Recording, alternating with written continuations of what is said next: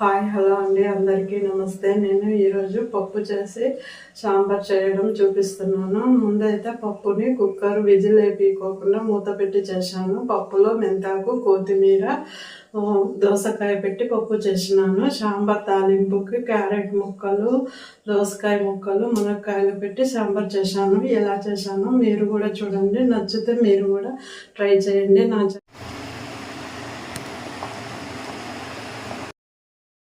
అలా అండి, ముందుగా నేను స్టవ్ వెలిగించి పప్పు ఉడికించుకుంటున్నాను. ఒక కుక్కర్ గిన్నెలో ఒక 2 గ్లాసు బ్యాళ్ళు తీసుకొని కంది బ్యాళ్ళు కడిగి పెట్టుకున్నాను.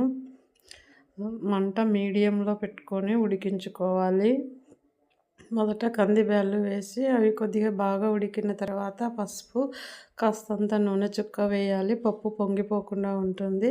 తర్వాత టమాటో ముక్కలు, దోసకాయ ముక్కలు, కొత్తిమీర, మెంతాకు ఇలా వేసి అవి ఉడికిన తర్వాత కారము, చింతపండు వేసి పప్పును బాగా ఉడికించుకోవాలి. మూత పెట్టకోకుండా విజిల్ వేపీకోకుండా అయినా కూడా పప్పు బాగా ఉడుకుతుంది. ఇలా పప్పు ఉడికించుకున్న తర్వాత సాంబార్కి కావలసినటువంటి కూరగాయ ముక్కల్ని ముందుగానే కట్ చేసి పెట్టుకోవాలి. ఒక 2 స్పూన్లు నూనె వేసుకొని అందులో తాలింపు గింజలు వేసుకొని కూరగాయ ముక్కలు కూడా ఒకటి తర్వాత ఒకటి వేసి ఉడికించుకోవాలి. మూత పెట్టి ఉడికించుకోవాలి. మంట ఎక్కువ పెడితే కూరగాయ ముక్కలు బాగా ఉడకకుండా మాడిపోతాయి కాబట్టి మంట తక్కువ పెట్టి ఉడికించుకోవాలి. ముందుగా సిద్ధం చేసుకున్న పప్పును వెనుపు పెట్టుకోవాలి. స్పూన్లో నూనె వేసినాను. అందులో తాలింపు గింజలు వేసిన తర్వాత ఉల్లిపాయ ముక్కలు వేసి ఉడికించాను. ఉల్లిపాయ ముక్కలు కూడా బాగా ఉడికిన తర్వాత కూరగాయ ముక్కలన్నీ కూడా ఒకటి తర్వాత ఒకటి వేసి కలిపి మూత పెట్టి ఉడికించినాను. ఆలోగా నేను పప్పు గుత్తితో మెత్తగా వినిపి పెట్టుకున్నాను. పప్పు ఎనిపి పెట్టుకున్న తర్వాత పప్పుకు తగినంత ఉప్పు వేసి వెనిపి పెట్టుకున్నాను. ఇప్పుడు తాలింపును కలిపి చూస్తున్నాను. మంట ఎక్కువ పెట్టుకోకుండా మీడియంలో పెట్టుకొని మూత పెట్టి ఉడికించుకోవాలి. కూరగాయ ముక్కలన్నీ కూడా ఆవిరికి ఉడికిపోతాయి. మునక్కాయ ముక్కలు, దోసకాయలు, క్యారెట్, టమోటా, ఒక ఉల్లిగడ్డ వేసినాను. ఈ ముక్కలన్నీ కూడా మూత పెట్టి బాగా ఒక 15-20 నిమిషాలు ఉడికించుకోవాలి. ఇలా బాగా కలిపి మూత పెట్టి ఉడికించుకోవాలి. తాలింపు అంతా కూడా మెత్తగా ఉడికే వరకు మూత పెట్టి ఉడికించుకోవాలి. ఒకవేళ ఉడికించుకోవడానికి ఓపిక లేకపోతే బాయిలింగ్ కూడా చేసుకోవచ్చు.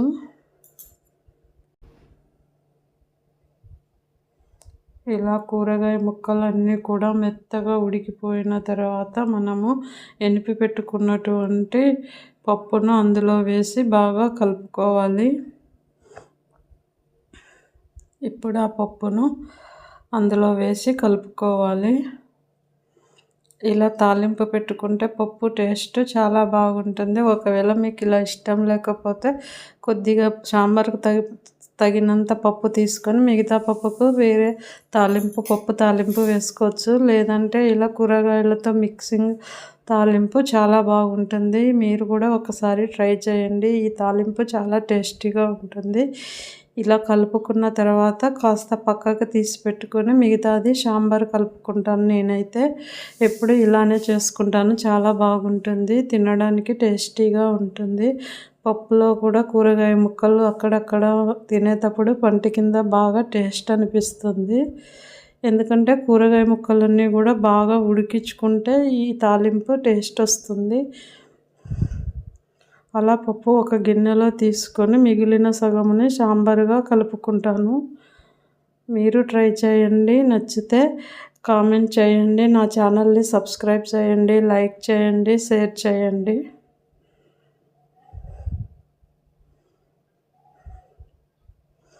అలా పప్పు తీసి పెట్టుకున్న తర్వాత మిగిలిన పప్పు నేను సాంబార్ కలుపుకొని వేడి చేసుకున్నాను.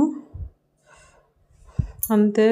ఇందులో కలిపిన మిగిలిన పప్పులో కాస్త టేస్ట్కి నీళ్ళు వేస్తాం కదా, టేస్ట్కి తగినంత ఉప్పు, కాస్త ధనియాల పొడి మాత్రమే వేసుకున్నాను. కొత్తిమీర అవన్నీ ఏమీ వేయను, కరివేపాకు మాత్రమే వేస్తాను. అలా నీళ్ళు వేసుకొని కలుపుకున్న తర్వాత కాస్తంత కొంచెం ఉప్పు వేసి, కాస్త ధనియాల పొడి వేసి, కొద్దిగా పచ్చి కరివేపాకు వేసుకుని, కొద్దిగా కొత్తిమీర కూడా వేసుకునే వాళ్ళు వేసుకోవచ్చు. నేనైతే పప్పులోనే కొత్తిమీర మెంతాకు పెట్టి ఉడికించాను కాబట్టి ఇంకా మళ్ళీ కొత్తిమీర ఏమీ వేసుకోలేదు. కాస్త ఉప్పు, మసాలా పొడి మాత్రమే వేసుకున్నాను. ఇప్పుడు వేడి చేసి చూపిస్తాను ఎలా ఉంటుందో, మీరు కూడా చూడండి. అంతే, పప్పు అలా పక్కకి తీసుకొని మిగతా సగము సాంబార్ చేసుకున్నాను. సాంబార్ బాగా వేడి పెట్టుకుంటే బాగుంటుంది. నీళ్ళు వేసిన తర్వాత సాంబార్ బాగా వేడి చేసుకోవాలి.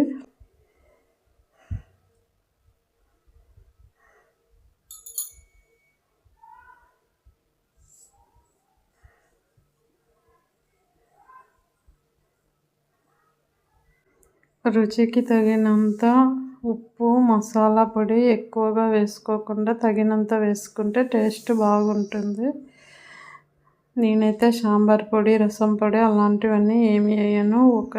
ఓన్లీ ధనియాల పొడి మాత్రమే వేసుకుంటాను. మీకు నచ్చితే రసం పొడి కానీ, సాంబార్ పొడి కానీ, రసం పొడి కానీ వేసుకోవచ్చు. నేనైతే ధనియాల పొడి మాత్రమే వేసినాను.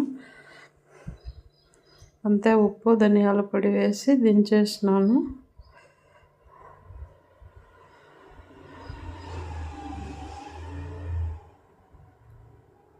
చాలా టేస్టీగా ఉంటుంది. మీరు కూడా ట్రై చేయండి నచ్చితే. మిగిలిన పప్పును రోటీలో కానీ, చపాతీలో కానీ తినొచ్చు. చాలా టేస్టీగా ఉంటుంది. వేడివేడి అన్నంలో కూడా ఇలా కొద్దిగా సాంబార్ రూపంలో కొద్దిగా పప్పుగా వాడుకోవడానికి చాలా బాగుంటుంది. మీరు కూడా ఒకసారి ట్రై చేసి కామెంట్ చేయండి. నచ్చితే లైక్ చేయండి, షేర్ చేయండి, నా ఛానల్ని సబ్స్క్రైబ్ చేసుకోండి. గుమగుమలాడే సాంబార్ చాలా బాగా ఉంటుంది. మీరు ట్రై చేయండి. అలా కొద్దిగా పప్పు తీసుకున్నాను. మధ్యాహ్నం లంచ్కి అన్నము, పప్పు, సాంబారు తయారు చేసుకున్నాను. మీకు నచ్చితే మీరు చేసుకోండి. గుమగుమలాడే సాంబారు రెడీ.